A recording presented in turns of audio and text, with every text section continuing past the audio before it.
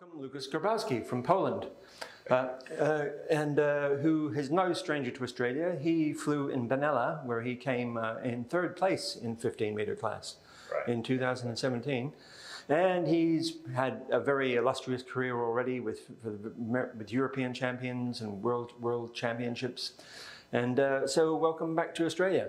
Thank you. And this was your first day win in this competition. Yes, it's the first win. And how has the competition been going for you?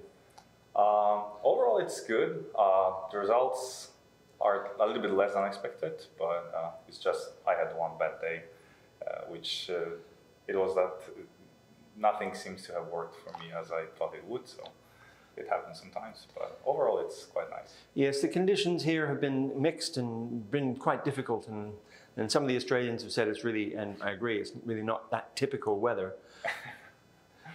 But I guess that's what World Championships usually bring about. Well, at least we can fly, and they say that if you want to have rain at the desert, organize a gliding competition there. So I'm glad we have flyable days almost every day, so it's fine.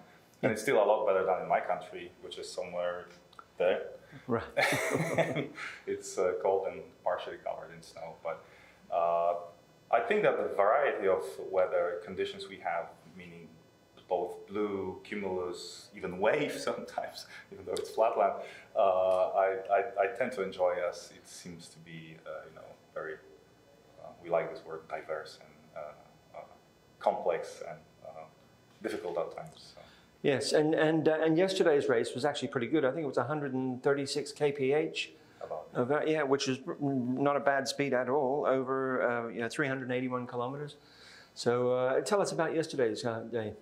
Well, I think I started later than I would like to, at least before the takeoff, but I couldn't get up as high as other gliders. So at some point I just decided, okay, it's time, I have to go. And there was a strong wind. It made it difficult on the upwind side and a little bit easier on the downwind legs. But the good part of that wind was that it formed some kind of energy lines, and I could use some of the little wisps and not very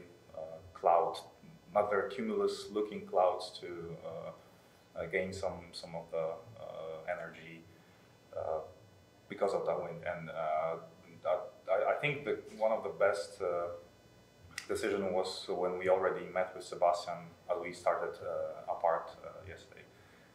We chose the right option on the final leg.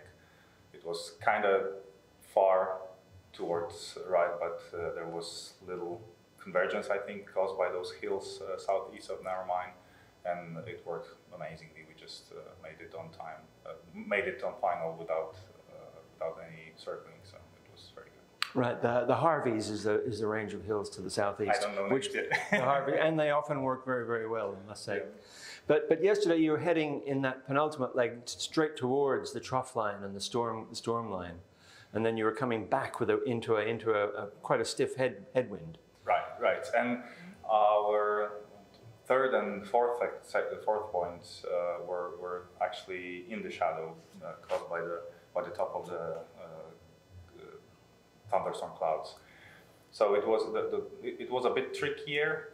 The thermals were weaker and the clouds were dissipating there, but still it worked, and we managed to go through this area quite high, so we had a little bit of margin to go back into the sunny area, and it worked pretty well yesterday. Yeah. Okay. Very good.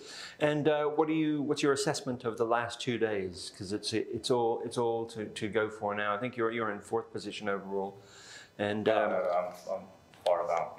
Oh no, that's right. Excuse me. But it's still. What's your and Sebastian's assessment of the next 2 days? So it seemed like today and maybe tomorrow it's going to be a little bit challenging.